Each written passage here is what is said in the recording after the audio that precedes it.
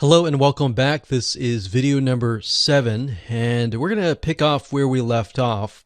This is basically the purchase funnel. And like I said, the main difference is that this is a little bit more complex. The abandoned cart is kind of the first step. All right, so with a purchase funnel, it's basically, it could be an e-commerce store, it could be a sales page. For whatever reason, it could be whatever you want. You're just selling something. So they land on this initial page, which we talked about, the view content, and then they get to sent to the add to cart. If they, land on the add to cart, but they don't land on the purchase page, then we can create a custom audience. Like I said, if there's no option to embed the Facebook pixel onto the order form, there's a workaround by using ClickMeter. So I'm going to put clickmeter.com. Just to clarify that a little bit. There we go. So what happens after the purchase? Well, many of you, depending on what you're selling, you could upsell them. You could offer a one-time offer. So you want to be able to track all of that. So we could say purchase, and we'll call this maybe the front end purchase. And for the sake of the standard event, we're just going to list it as purchase, the initial purchase.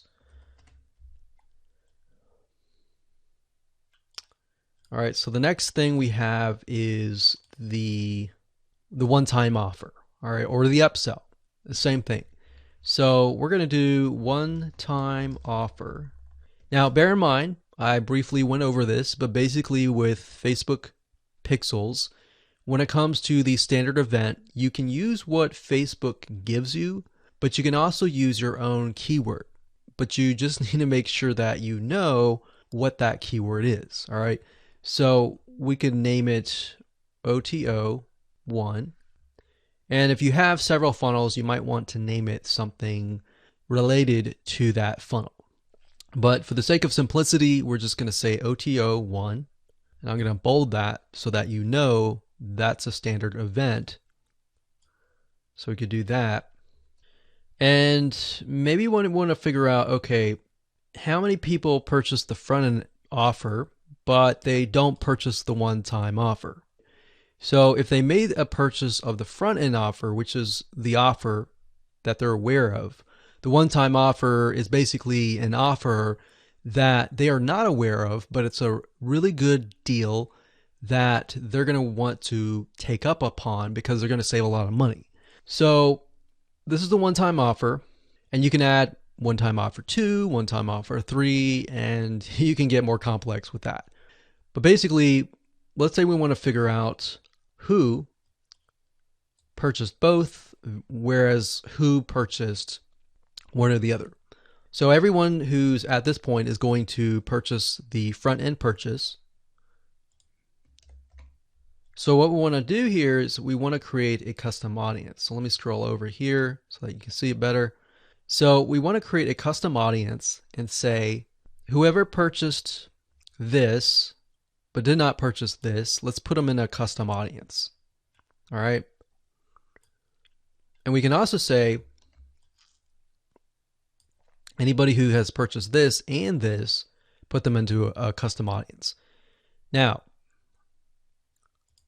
how do we do that? Well, we can do that with the pixel code by naming it the standard event purchase and then OTO1. So what we want to do here is we can create a custom audience. So they land on the purchase page. Now, basically what you want to do is you want to get the URL and you want to put that into the custom audience. So they land on the purchase page, but do not land on one-time offer 1. So in that case,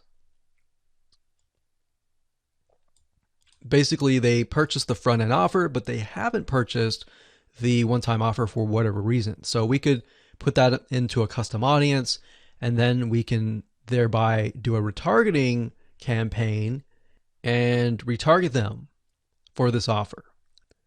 Or we can also make a different custom audience And this is a really good way to kind of segment your high premium customers, or the ones that buy pretty much everything in your funnel, versus the people who have not. So you could advertise something like premium material to this specific audience here. So for this one, they landed on both the purchase front end and the OTO one. So I'm just showing you kind of a secret here of figuring out who your premium buyers are, because if they purchase this one and this one, it's a very high chance that they trust you and they want more from you and they're willing to buy more from you in the future. So these could be kind of your specialists where you give them a discount, or this one too. So basically, this is a way to create custom audiences. So that's the purchase funnel event, and that's what you need to do to track every step of the way. So as a recap, quickly, we got the first view content page, we have the add to cart page, we have the purchase page, and then we have the one-time offer page. And then if you want to get all fancy and you want to create the custom audiences, you can. But you basically take this and you want to add the pixel code to the header, which is what we talked about in video number 5. All right, so with that said, let's move on to the next video.